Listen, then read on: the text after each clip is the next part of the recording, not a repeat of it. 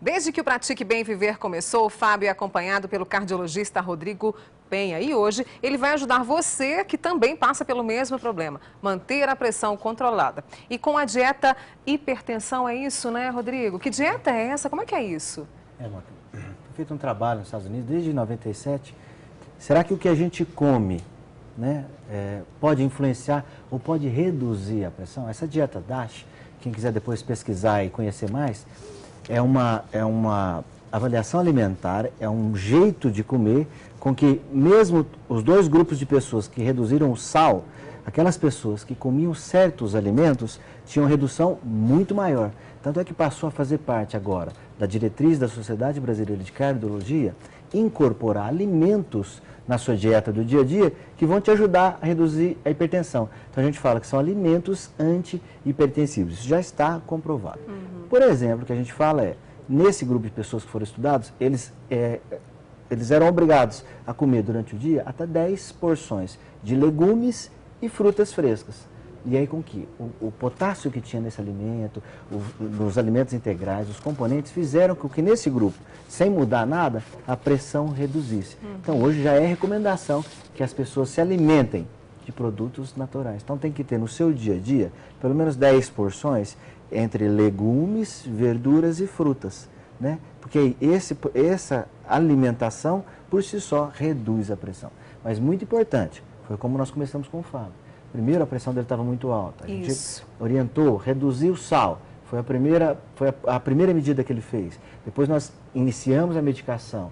A pressão dele reduziu. E com a mudança do estilo de vida, a pressão dele foi reduzindo a tal ponto que nós começamos o processo inverso agora de retirada das medicações. E o nosso plano aí talvez chegar com um mínimo de medicação necessário ou talvez nenhuma medicação. Mas sempre lembrando, ele é um hipertenso que agora está controlado. Bacana.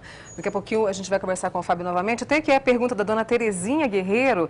É verdade que é muito importante fazer o uso das ervas no tempero e assim restringir o sal? Terezinha, né? Guerreiro Vidigal aí, abraço a toda a família Vidigal aí. E isso que ela falou é muito interessante. Ver uma senhora com essa percepção. Quando você usa o tempero, você diminui o quê? Diminui o sal.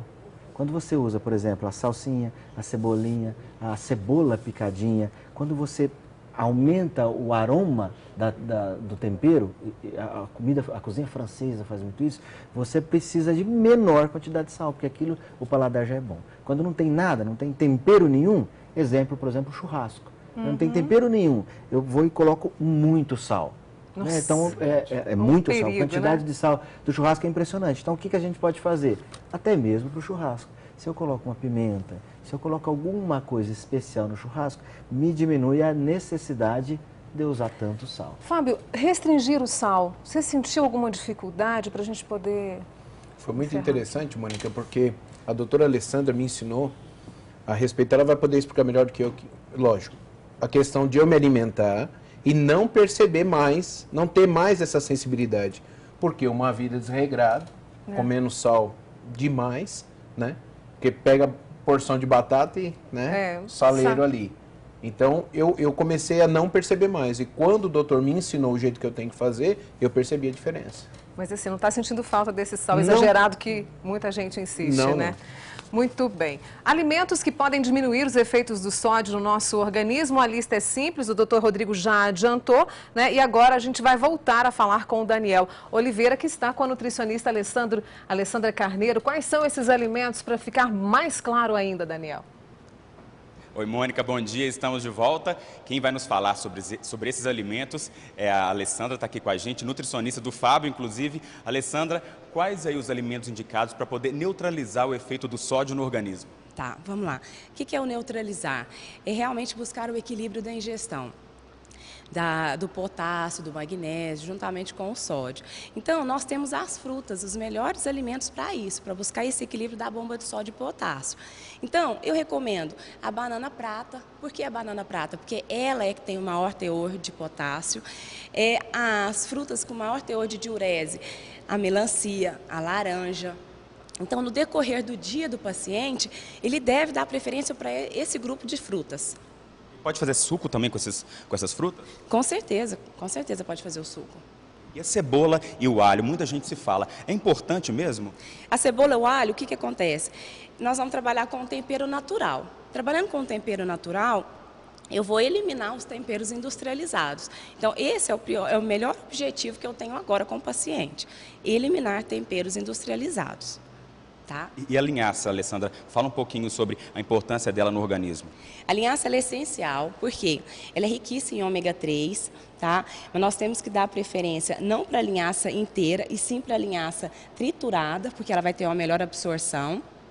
Ela é precursora de prostaglandina, que é um precursor para dar um sinal para o sistema da diurese trabalhar muito mais, e com isso os rins vão eliminar muito mais toxinas.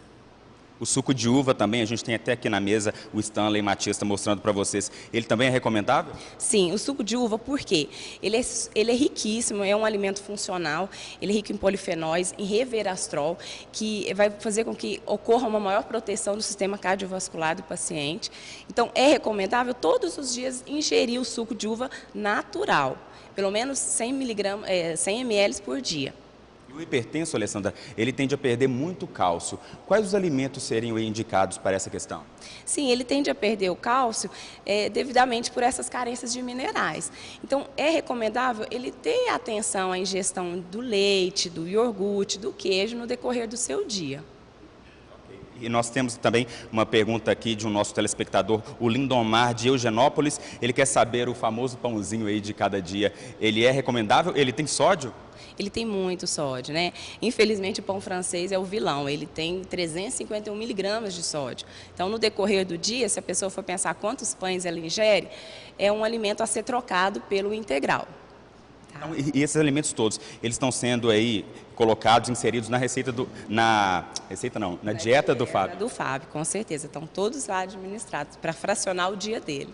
Nós temos também aqui uma pergunta de um outro telespectador, o Kleber Aguiar. Ele teve uma crise de hipertensão aí, Alessandra, há 20 dias. Ele está tomando um remédio, também um diurético, e ele quer saber quais são os alimentos assim, necessários para repor o potássio no organismo. A melancia ela tem 90% de água. Então, nada melhor do que ele ter a melancia umas 3 vezes no dia. Muito obrigado, Alessandra Carneiro. Mônica, volto com você aí no estúdio. Obrigada, Daniel Mafra. E o Bem Viver volta já.